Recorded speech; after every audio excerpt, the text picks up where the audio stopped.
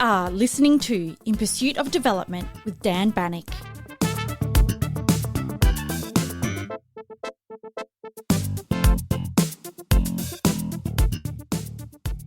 Today, we're meeting at a moment when the language and politics of development feel unusually fluid. In some capitals, aid budgets are shrinking and slogans are getting louder.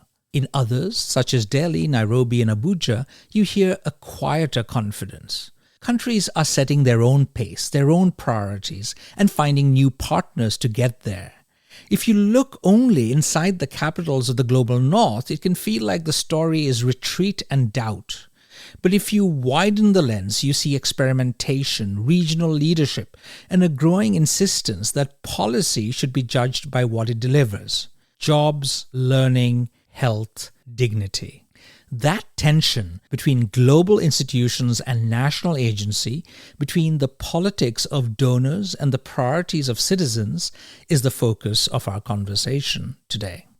My guest brings a rare combination of clarity and practicality to all of this. Rachel Glenister is the president of the Center for Global Development based in Washington, D.C., a nonpartisan organization that works to reduce global poverty and improve lives through innovative economic research that drives better policy and practice by the world's top decision makers. Rachel has spent her career moving between academia and government, turning evidence into choices that ministers, finance officials, and frontline practitioners can actually make. She's frank about trade-offs, allergic to performative complexity, and relentless about staying focused on what works. In our conversation, we keep the politics in view because development is always about power and incentives, but we also stay grounded in delivery. What should donors protect when budgets fall? How can multilaterals be used, not just admired? When is borrowing for health the least bad option? And how do we communicate results in a way that invites the public back into the conversation rather than pushing them away? I hope you enjoy this conversation. And by the way, I always enjoy hearing from listeners. Your reflections, suggestions, and critiques help shape future episodes. And if you like the show, please help spread the word by recommending In Pursuit of Development within your networks. Please also consider rating the show or leaving a short review wherever you listen.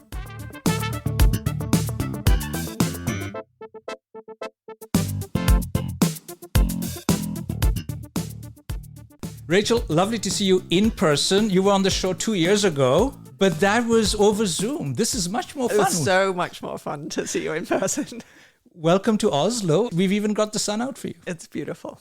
I want to get us started with how you see development. What is going on inside the Beltway? Please tell me. Give us some fresh nuggets of information. How is development being spoken of in DC? I mean, I should say how you're seeing development is not, DC is only one really small part of that. You know, we shouldn't get too distracted by what is happening in the US political system. I mean, I know it's very intense when you're there, but I've just come back from India. And, you know, India is obviously facing huge tariffs from the US. But in terms of development and the end of USAID, they're the main people in charge of development in India. I mean, they are driving development there. And outside actors are less, far less important, I think, than sometimes you think when you're within the Beltway. But there's no doubt that it's been quite a traumatic time for those of us who care about development and aid and evidence over the last few months. Because you see, there's been this populist criticism of experts. I'm surrounded by people who've lost their jobs in development, who've spent a lifetime working for development, and that's really hard. Another big part, though, of development inside the Beltway is the IMF and World Bank. And there, I think things are a little bit more optimistic than I thought might be the case a few months ago. Well, that's good to know because I was going to ask you how are the bank people and the IMF people actually seeing this? Are they more shielded from the daily US drama?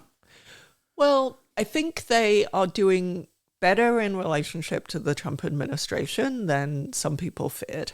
You know, there was a very anxious couple of months there as the Trump administration reviewed their policies towards the IMF and World Bank. And, you know, there were a lot of proposals before the election suggesting that the Republicans should be withdrawing from the IMF and World Bank. That was a tense few months, but I think now we're in a reasonable place where, at least in the budget that Trump put forward, there was, you know, a substantial amount of money going to the concessional arm of the World Bank, so IDA, and not pulling out of the IMF or World Bank. And I think that reflects the fact that the administration realized that they get quite a good deal out of those organizations. They have quite a big influence in them, and those organizations have quite a big influence in the world. And so it would be really to shoot themselves in the foot to pull out. I was reading a blog by our friend Charles Kenny. Yes. And he was outlining the fact that one doesn't really know what's going on. USAID is dismantled, but there's still some flows, but one isn't sure where it is going, how it's going to be determined. Congress is not really very active, so there's a lot of doubt and uncertainty. But going back to this, what you said about the World Bank and IMF, what was a bit shocking, at least for me in March, was when the Trump administration pulled out of the 2030 Agenda and the SDGs. So it seems that they've targeted the UN. Yes. And just this morning, I was actually reading a piece by Adam Tooze in Foreign Policy, because as we sit here on the 9th of September, the UN General Assembly is starting. Yep. And he's been arguing in this piece that this is the end of development, the end of the Western idea of development, that apparently the Trump administration looked at the 2030 Agenda and some of those formulations about, peaceful coexistence and peace among civilizations to mean that this is just taken out of Xi Jinping's playbook, that this is, embracing the Chinese Communist Party's ideology or whatever. But his argument is that somehow, one needs something new. And this, makes me think about what you said earlier about you having been to India. When I've been to India and China and South Africa of late, I don't see this kind of disillusionment, or what I do notice is dissatisfaction with the world order, that they aren't getting enough out of it. They don't have the influence as Washington or Europe has.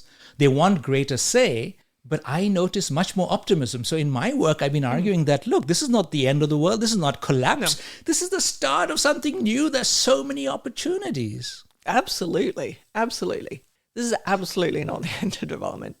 It has always been the case that most development happens as a result of policies in low and middle income countries, as a result of the work in the individuals in those countries, and the influence of the rich world is important and relevant. And at the Center for Global Development, we focus on trying to make those policies better, not just aid, but trade and migration. And trade is a hugely important driver of growth, just like innovation is a hugely important driver of growth. That's not ending because Trump pulled out of the SDGs. That's elevating the role of the US to much higher than it should be. Now, do I think that things could be done better? Absolutely. But it's not the end of development. But the US was a big player, is a big player, puts in a lot of money in the UN, but also in aid. So I suppose the concern is that nobody, as far as I know, has really stepped up to the same extent. So somebody has to fill the gap. And again, going back to Adam Tooze's article, he mentions Norway or Qatar, it's like, or the EU, somebody has to step up. So I agree with you that it's not the US that should determine everything, but they've always put in a lot of money.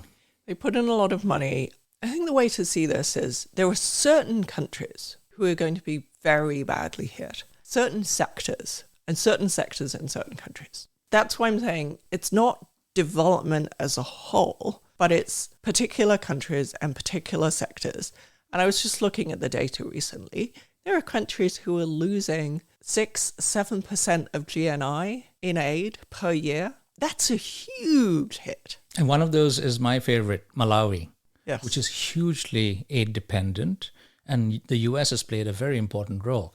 Mind you, we've also been in lots of discussions. I've been engaging with my Malawian colleagues saying, Because there was at one point in March, April, May, this sense of doom and gloom. What are we going to do, at least in a country like Malawi? And I was saying, well, come on, maybe it's time to wake up. We have to explore other avenues. So maybe there's a positive spin on all of this. We can always put a positive spin.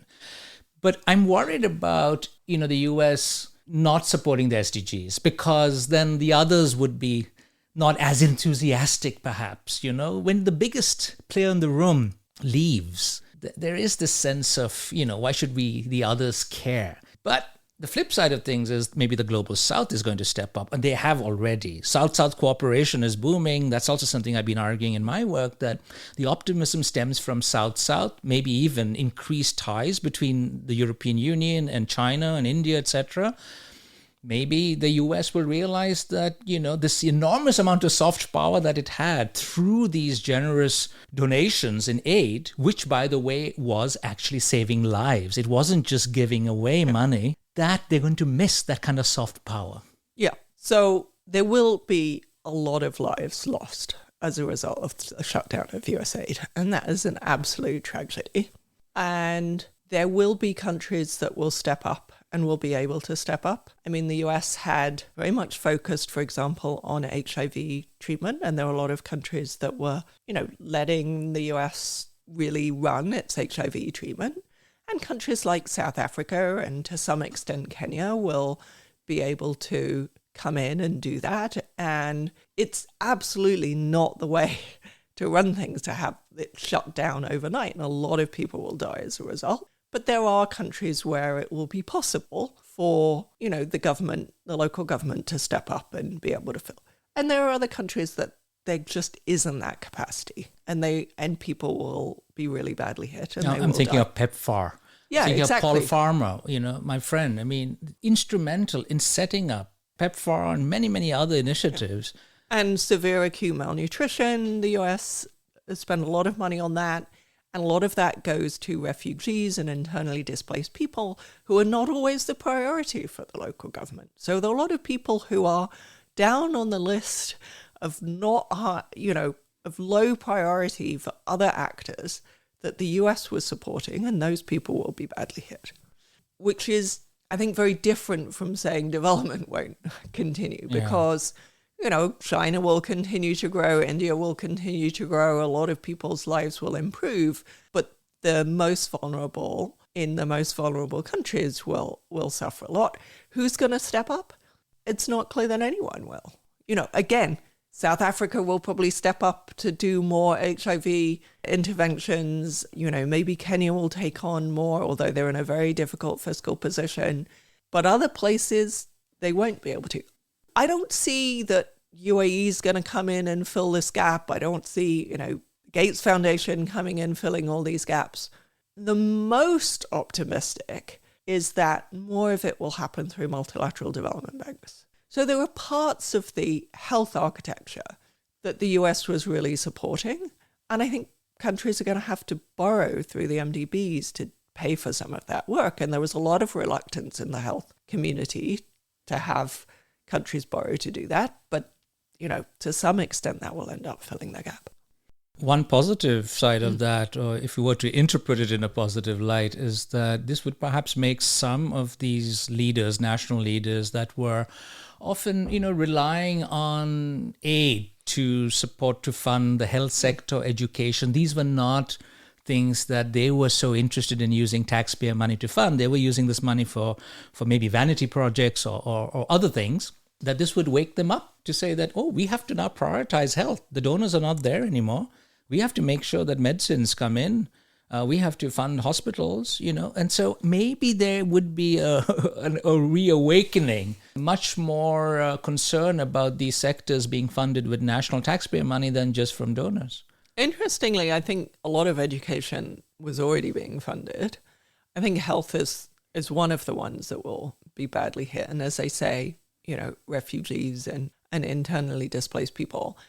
So the other area where, if you are looking for an upside, is that I think it will force donors, I hope it will force donors to be much better at prioritizing. So you were talking about governments doing better prioritization, and I hope that happens. But there's also a real need for some of these agencies that are seeing big cuts. So some of the UN agencies, some of the multilateral agencies who are seeing very big cuts. I really hope that we take this crisis as an opportunity to push through some reforms that people have thought of, I've thought are needed for a very long time. I've just come from a meeting at the OECD DAC Committee of Donors and was pushing them to think about strategic cuts. Like, if you're going to have to cut, how are you going to do it in a way that preserves the most good of what is being done by some of these organizations and use it as a time to consolidate, to, reduce some of the less cost-effective things that were being done. I'm glad you mentioned that it's not just the national leaders, it's also Yes. the donors that have to do things differently because they're trying to justify usage of aid money to their taxpayers. Perhaps the problem is, Rachel, that we haven't really been paying much attention to the politics of development, because since 2015, there's been this positive narrative, Addis Ababa Declaration on Financing for Development, the Paris Agreement, the SDGs, the 2030 Agenda. We felt everything was moving in the right direction, that development was apolitical. But development is always about power. It is always about influence. And perhaps we've underestimated the kind of influence that donors were exerting or wanted to exert. Everybody wants something. It's just that the donors don't really articulate this interest very well, whereas China does very explicitly. I'll scratch your back, you scratch mine. But sometimes in the global north, the message has been more about, I care for you, you poor people, I'm going to save you. Maybe we need to reframe that narrative. That's one. And number two is to talk more about effectiveness, what works, put evidence at the heart and center of aid policy. But my impression was that there was quite a lot of talk about evidence before the Trump administration came to office. Samantha Powers was talking about it. Dean Carlin, who I'm going to have on the show next week, has been talking about it. So there's a lot of talk about evidence, and yet I suppose we need more of it. Going forward, do you think that aid agencies have to have a new conversation about aid effectiveness, priorities within the organization, but also what is happening on the ground? Is that what the agenda should be? So I think there needs to be a new narrative. Absolutely. And we have lost the general public. There was much more support in the general public for aid, in the 1990s and the early 2000s. It wasn't very deep. You scratched the surface. It wasn't, very strong. But it has really changed. And I think there are a lot of reasons for that. I think something that didn't help, I'm not saying it caused the change, but something that didn't help was that as development experts, we pushed people away. We pushed regular people away. We said it's all far too complicated. You don't understand it. Trust us, we understand it. Keep out of it. And we went for these very complex narratives and very complicated view of development, and development is complicated, but in a way that shut people out. And I think about how, for example, the UK used to have very clear results-based, targets. We will get this many children in school. We will save this many lives. And development experts hated that because A, they felt constrained by it, and B, they felt it was reducing a complicated system to kind of a few numbers. But what struck me when I talked to the incoming politicians who were taking on the development portfolio, and I went through a lot because there was a lot of turnover in the UK while I was working in government, was they really wanted that. They were like, help me make the case for aid in Parliament and with my constituency. And I need some basic numbers that I can talk very simply about what's going on. And there was a bit of a sense of, that's so naive. You don't understand how complex it is. And we stopped giving them the numbers, the kind of simple numbers and the simple narrative, because we said, no, Minister, it's, far more complicated than that. But do you think part of this problem is because of the Daily Mail effect? cash transfers, even if there's evidence that it is working, the Daily Mail would publish a front page saying, oh, people are just getting free cash and not doing anything. I mean, do you think experts reacted to that? I mean, they wanted to nuance the picture? Look, I think the Daily Mail attacks on aid were absolutely important, and there's some academic evidence about populist messages reducing the support for aid. So I think that's clear. I don't think that's why development professionals didn't want to go with these more simplistic messages. Why don't you think? Are we just not comfortable talking a simple language?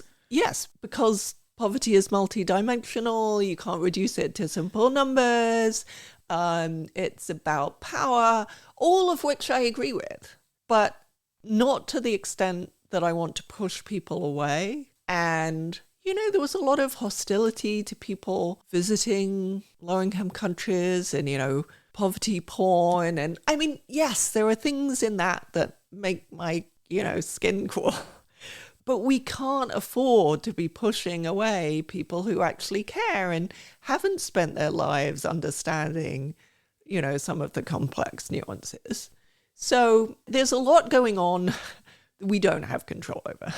But as development professionals, there are things that we do have control over. And I think being unwelcoming to non-professionals is not helping. But at least we can fix that. Now, that's different from the evidence side. But I actually think the evidence side, we have to use the evidence to make some simple stories. Because most people won't get into the level of evidence that, you and I like to dig into. So I was just talking to, colleagues at NORAD this afternoon about how you can use the evidence to kind of model what the impact is and then use that to, make some simple numbers about the case of the impact that you're having. Now, to do that, you also need to be a lot more simple in what you're trying to do. So one of the things I've been pushing for is a radical simplification in aid. And I think that's important partly to improve effectiveness. So we concentrate on a few things as donors and recognize we can't possibly do everything. Very inefficient to try and do a little bit of everything. It's much better to specialize. But it also helps us make a case, to our populations about what we're doing, because we can make a simple story about what it is that we as Norway, we as the UK are doing, what's our expertise, how are we helping, how many people are we helping. Whereas if you're trying to do, thousands of different projects, each with 12 different components, it's just really hard to make the case. I suppose, the trouble is that development has indeed become very complex because we keep talking about this holistic picture. You can't just specialize. You have to become a jack of all trades.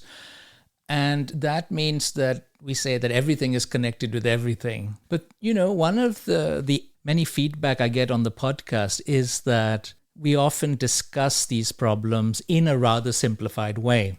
Unlike the books and articles we write that very few people read, the podcast is listened to widely because it's a conversation. Another example I have is in terms of, increasingly with age, I feel like we really need to, as academics, I'm not a practitioner, but I can't expect the politicians and the bureaucrats to actually read my articles. Maybe they have time for the abstract, but the podcast is one key vehicle. The other is actually when a new Minister of International Development is appointed, I get to have a word with him or her. Yeah. A new ambassador to Malawi or wherever from Norway is appointed, I get to have a consultation, maybe send them my open access book. And to have that parallel channel open where we try to simplify, not that they can't understand complex stuff, but they need quick information.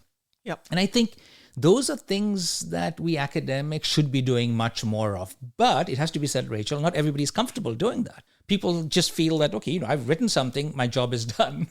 It's up to somebody else to digest that information.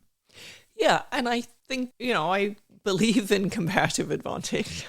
So I believe that not everybody is very good at doing that. I mean, I'm on a panel of experts that includes practitioners and includes academics.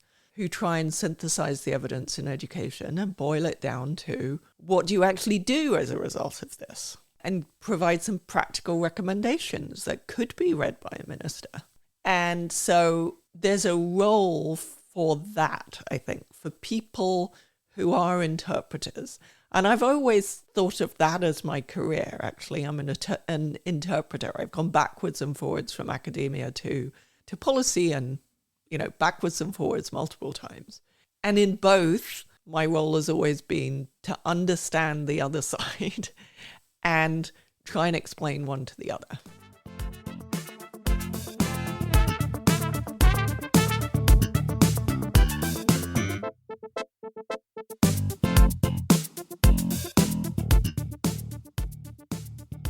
The story so far, you're saying, is that we need to simplify radically the message and what we do, not and just what the we message. do. In Norway, we've just finished a long election campaign period, Yes. and there's been some frustration that international development did not get much attention. In fact, very little attention. It's almost like that is not a part of what politicians felt that the voters cared about. Yeah. What I think the aid community here today is heaving a sigh of huge relief is that the Progress Party that had been saying, we don't like the 1% target, GNI of aid, we're going to go back to 0.7.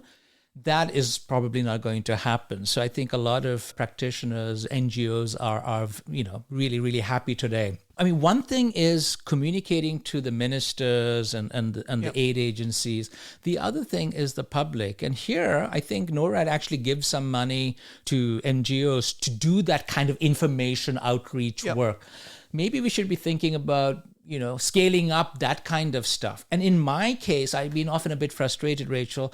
I felt that some of the NGOs, and I'm not targeting anybody, I felt that they were often worried about the Daily Mail effect in each country, because there was always this fear that if you said something did not work optimally, or there's been some theft or some, misappropriation or something happened, there were huge risks with some of these projects, that the media would really criticize them, and the opposition parties that don't like aid would say, cut funding. Yeah. So there was this silence on stuff that one should be talking more about. So my take on this is that we should be communicating. I certainly agree with you, but we should be talking about the successes and the failures. And that narrative then would be more credible than just talking about apparent successes. Yeah, it's hard. I've been in government with that pressure of where everyone's worried about people talk about the Daily Mail test, right? The problem is, some elements of the press will jump on things irrespective of whether they're actually a failure or not. I mean, there was this example of Ethiopian Spice Girls, which is, still... I haven't heard that. Well, it was picked up by the press in the UK as a project that was clearly ridiculous because it was, we were funding some, a pop group in Ethiopia to get their word out. Well, actually what it was a media campaign for girls to reproductive health, and media is actually an extremely cost-effective way. There was absolutely nothing wrong with this program, but it could be twisted in a way that could make it sound silly. So it's not just that we don't talk about our failures.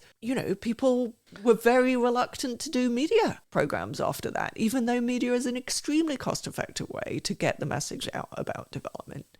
One thing I would say, though, is actually the evidence suggests that the more information people have about aid, not necessarily positive, they just don't know very much about development. So there's a hunger for more information. Well, I don't know whether there's a hunger, there's a lack of knowledge. And if you get people by some means to learn more about it, positive or negative, they actually end up supporting, on average, they end up supporting it more. The problem is that it's really hard to get to people now because they're not listening to the main news programs. People who listen to the main news programs actually support aid. It's the people who don't listen to the main news programs that you're not that aren't. And so how do you get them? Because you can't work through the normal channels. It's mainly social media. So yes, I think clever social media strategy is part of this, but it's really hard to get attention in this environment. Indeed, and everybody is competing for, now it's Ukraine, it's Gaza, it is Sudan, or maybe we should be talking more about climate change and Gaza, and idealistic young people are not focusing on development in the way that they were when I was growing up. So so this is another critique, Rachel, that I hear increasingly outside Europe, outside the United States, is that for you guys, development is a fifth floor issue. You're talking about higher level needs in richer countries. We are still stuck on the first floor. Yep. We are still interested in poverty reduction. Mm-hmm. But you guys are talking about climate, which you have, polluted, and now you're not paying for it.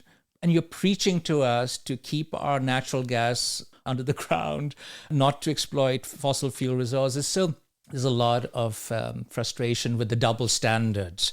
Because, absolutely. So development, this is my sort of take on it, means different things in our parts of the world to what, it means in Malawi, India, China, or in Latin America. So first of all, I think we absolutely should not be lecturing anyone at low-income countries on their use of fossil fuels. So policies like the no development aid should be spent on, fossil fuels, I think is just insane and inappropriate policy. The problem is it's a very easy policy to and that's announce. Meant to placate the taxpayers here or the voters. Yes. But it's such a tiny amount of carbon that it's not relevant. Now, what is relevant is the middle-income countries. So the Indias, Pakistans, China, obviously, but China is doing a lot of work on climate change. Those are the countries that are really growing and are actually soon to be a very substantial proportion, not just of annual emissions, but the stock of emission. People think that the rich world is responsible for kind of 80, 90% of the stock of emissions over all time. It's nothing like that anymore. So it is really important, if we are going to make the planet a livable planet, that there is progress in middle-income countries. Forget the Malawis, the Sierra Leones, what they do just is not contributing, and we should not be putting tough conditions on them. How do you have a conversation with an India? It's really hard because, we did terrible policies and it sounds really double standards to, lecture them. Lecturing is not going to work, but innovation that helps make it easier for them to do carbon reduction, that helps their own needs, like very bad air pollution. If they stop producing, if they stop burning coal, they would save a lot of lives in India and Pakistan. We need a very different narrative about how to work on climate change in these countries. This reminds me of a conversation I had with the chief financial editor of the Financial Times. And he was saying, this is at a seminar a couple of years ago, he was saying that what we do is immaterial. It's India and China alone. Yeah. If they're not a part of the solution, we can forget it. But what India and China are still clinging on to is that historical emission levels. So I suppose that kind of criticism from the West towards India and China, etc., is also valid that, historically we polluted, but you guys are also polluting now, especially China. But I want to return to the UK, Rachel, since you served in government. I was reading that the government now trying to figure out what is it's going to cut, because it's cutting billions.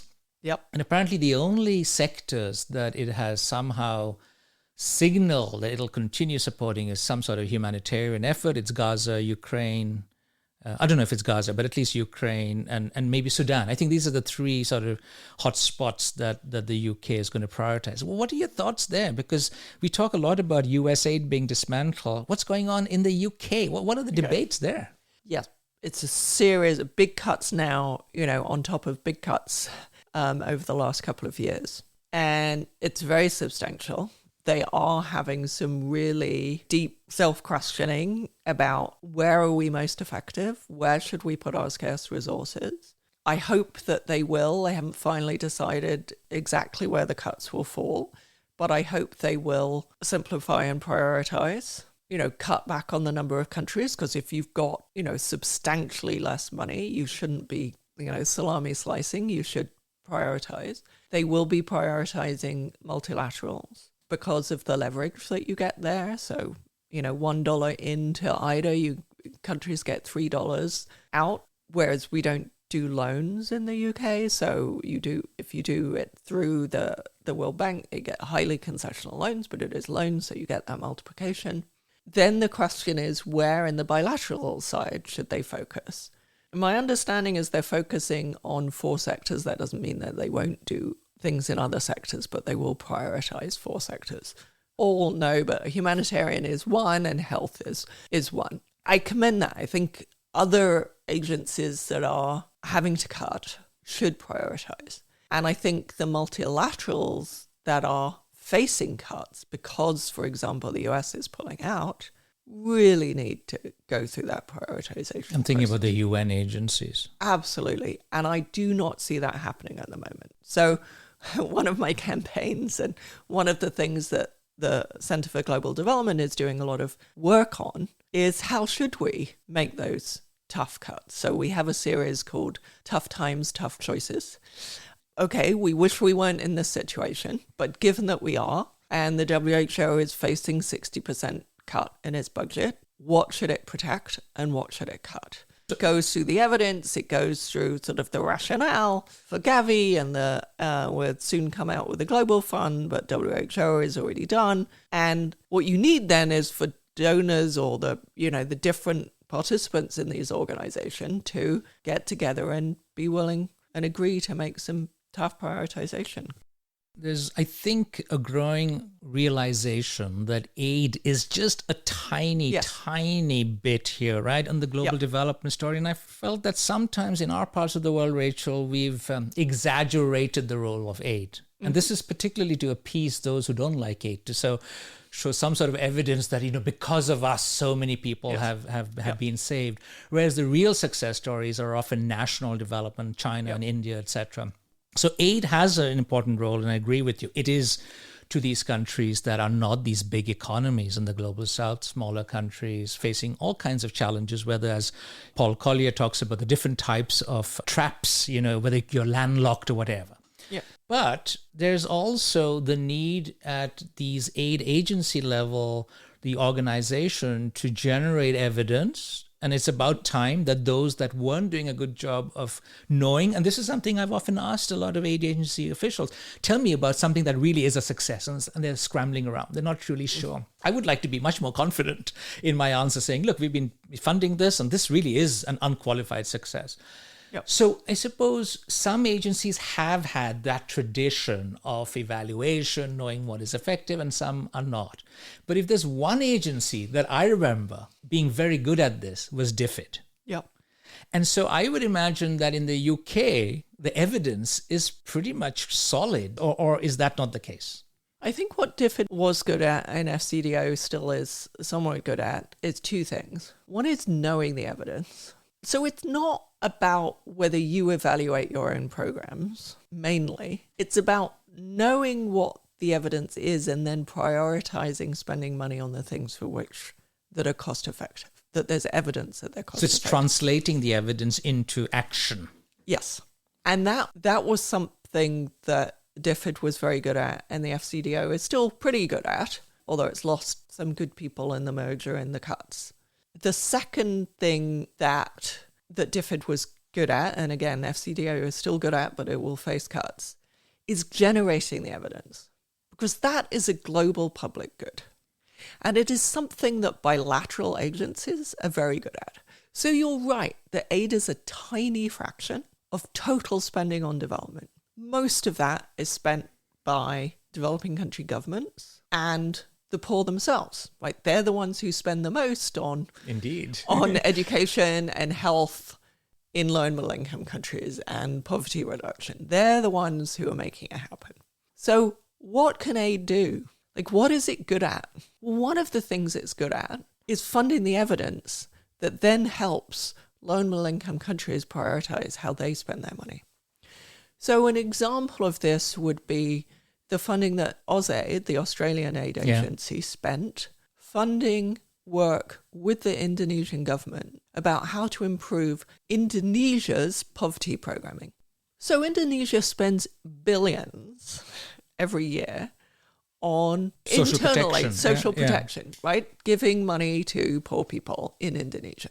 Taxpayers, money from Indonesia going to other Indonesians. But that could be improved. The effectiveness of that could be improved. So what USAID did is they funded researchers to work with the Indonesian government to figure out how to make those programs more effective. And one of them led to a 26% increase in the amount of money that was actually getting to recipients through this aid program. Right? It was a subsidized rice program, and it provided people with information about how much rice they were given. So very, very cheap program, very cheap investment relatively by the Australian aid agency, and, huge returns. Similar thing happened in India with donor money funding some work with the Indian government about how to improve their biggest. I know there were some success stories, the Gates Foundation actually, in terms of polio, HIV. It's this private-public partnership, putting in little resources. So what you're saying is not just budget support, as many donors are doing, right? Propping up the national budget with good intentions, saying that we want the government to take credit or plan according to its needs rather than us being on the ground, fragmented picture, too many donors doing too many different things. Let's just get the government to do it. But what you're saying is not just budget support, but technical support, helping bureaucracy, strengthening capacity. Yeah, so there's technical support. There's also just generating the evidence, which then the governments use themselves.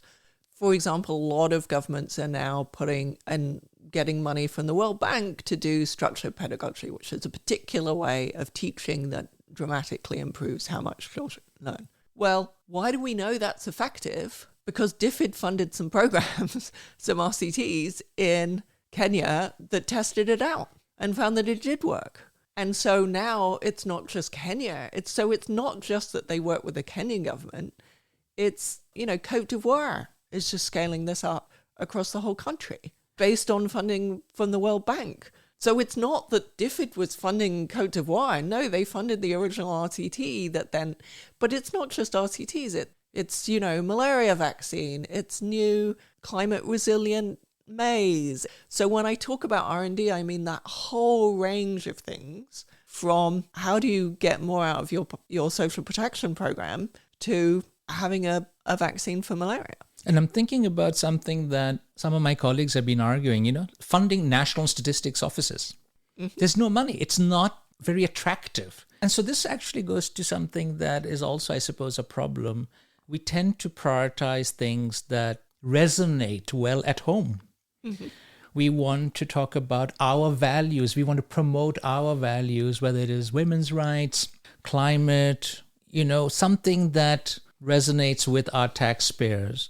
But funding the National Statistics Office is not something that's going to get you much credit.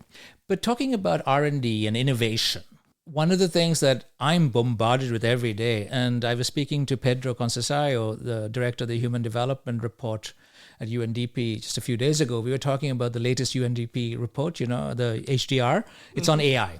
Yeah. And I was really trying to narrow down on how AI is promoting human development. And he had some examples of apps, etc. If I were to put it to you, Rachel, that, one side of the story is that maybe we are too optimistic about AI, how it's going to help us. But based on everything that you're saying now, in terms of generating the evidence, in terms of looking at thousands and thousands of documents and figuring out who to target, which areas are the most needy, doing RCTs, it seems to me that AI can be, fantastic at this, the big data, giving policymakers something tangible that maybe humans are incapable of. Yes, I think there's a lot of potential there. I mean, there are obviously also concerns that people have about whether, some countries will be left behind. But I think that means that we should be putting a lot of focus on what would AI for development look like? What are the areas that are most promising? Let's talk about some specifics of where I think it could really help. It's leading to much better weather forecasting. And we know from previous evidence that if you provide farmers with better weather forecasts, they will adapt and they will plant different crops and they will know when to plant and when to put the fertilizer and when it won't be washed away. So they will increase their yields substantially if they get better weather forecasts. And so AI is really helping with that. I think there's a lot more to do there. And that's happening. So there is work on AI for education. And there, what's interesting is people are looking at, can you use AI to more cheaply or better deliver things that we know are effective, but AI might be able to reduce the costs. So whether it's, more adaptive learning, programming, or sending children like text messages with questions, which has been proved to be quite effective, helping parents support children in their education. Then there's, on the health side, it might be very different. It might be, AlphaFold. It might be about how do you, we might get a whole bunch of new medicines. It might be cheaper to repurpose existing medicines for new diseases, or, diseases that they weren't currently licensed for through AI. So I think those are very, very different uses of AI. Some are, literally about the interface between parents and their children, very kind of on the ground. And one is developing new medicines that are relevant for low and middle income countries. For me, one common theme in all of these examples is accessing information. Of course, firstly, we need to have electricity, need to have power. And there's some good news there. Just today I was reading a report that the African continent apparently is importing much more solar panels from China than it was doing. So it's really scaling up.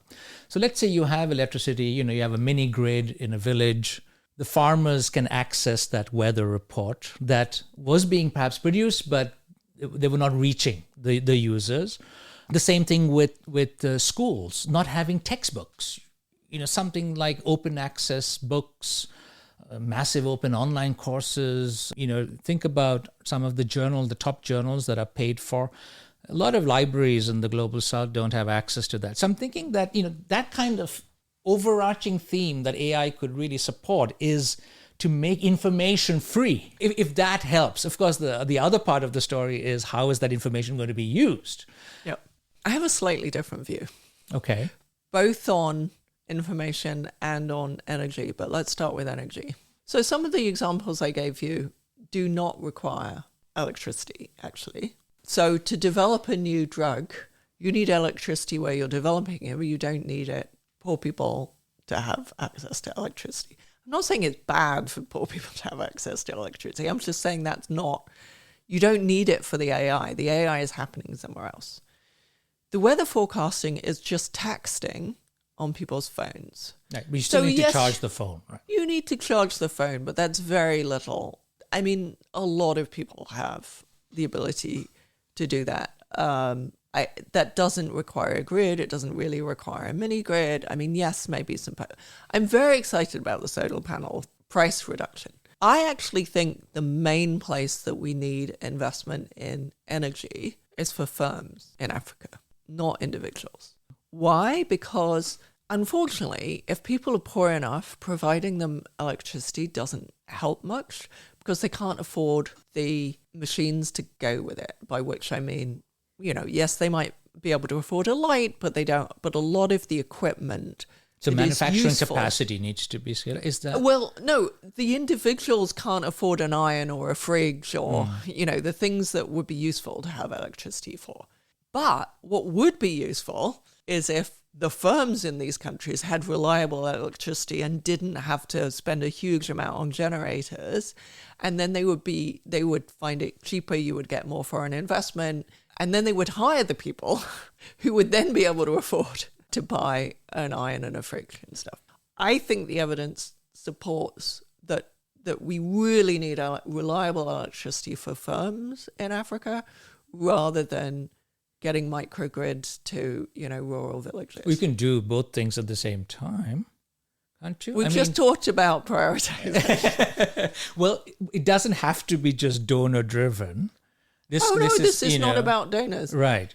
Governments have to prioritize But too. the thing is, some of these country governments, they're very good at saying to outside investors, come and invest in our country, we'll give you free land, water, etc. But there's no power. So in that sense, exactly. I understand that you have to. That's the priority for me. Yeah. Is getting power, and not just for foreign investors to come in, for local firms to be able to expand. It's a major constraint.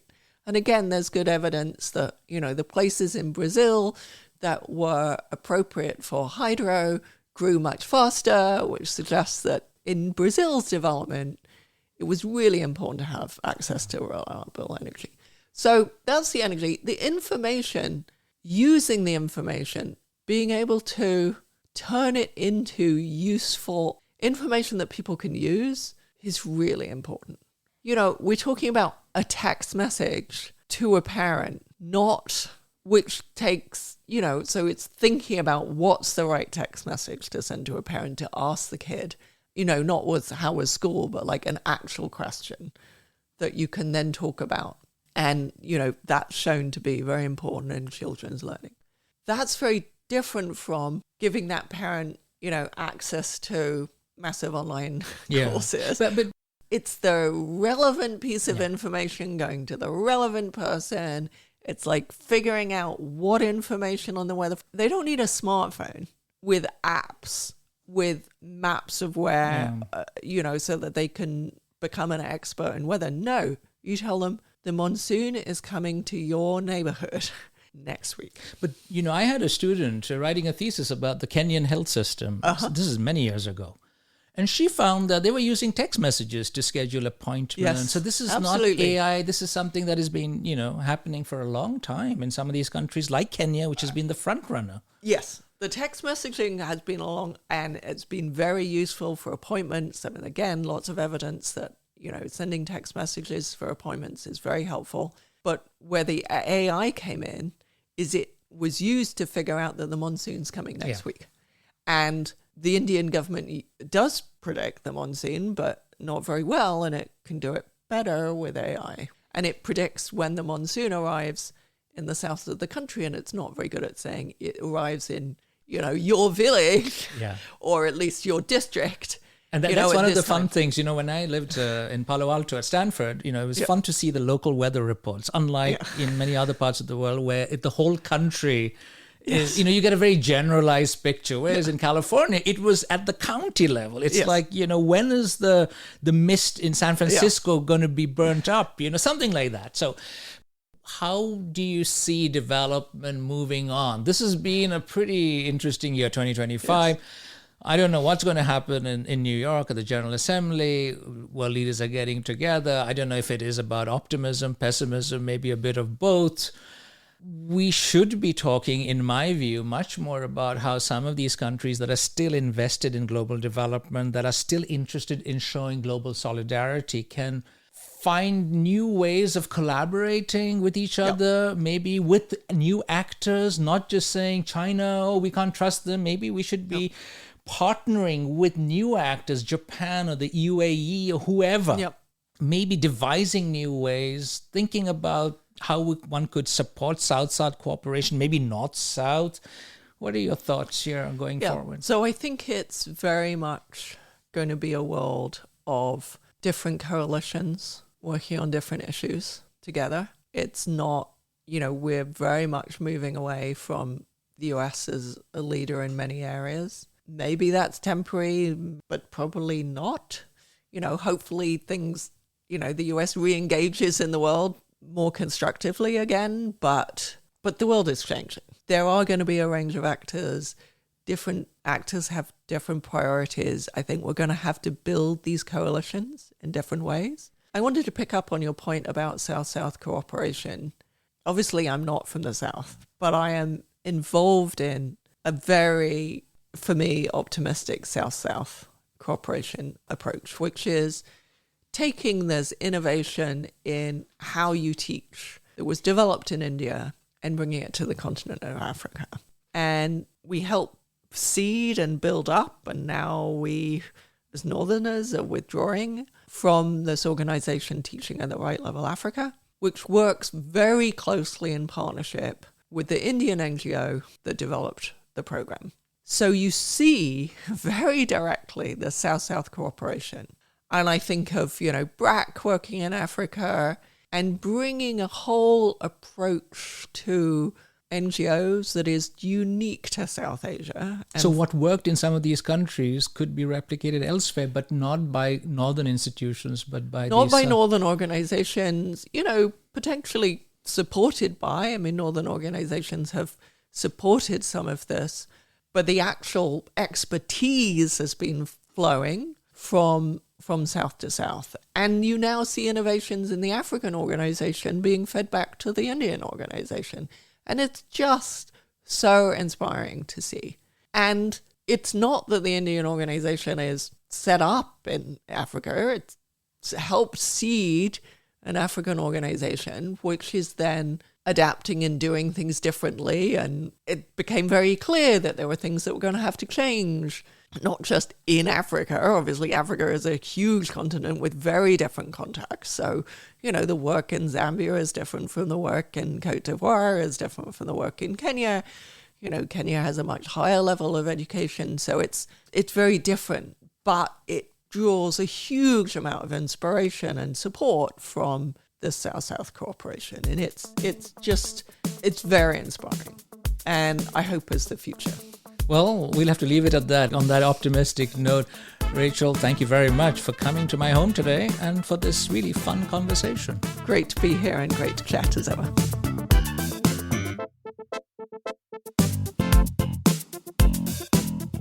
Thank you for listening to In Pursuit of Development with Professor Dan Bannock from the University of Oslo. Please email your questions, comments and suggestions to inpursuitofdevelopment@gmail.com.